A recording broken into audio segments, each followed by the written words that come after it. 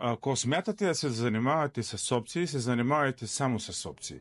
Търгувайте само опции и не правете нищо друго.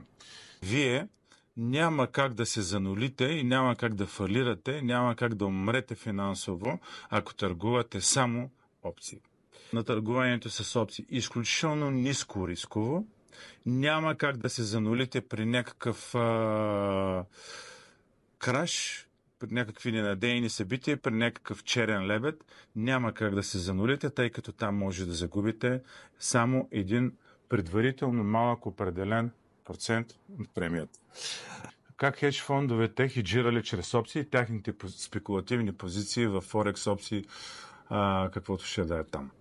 Сега, тук да ви кажа честно, има голям мислидинг и голям мисъндърстендинг и големи бузи в цялата история, защото това е силно преувеличено.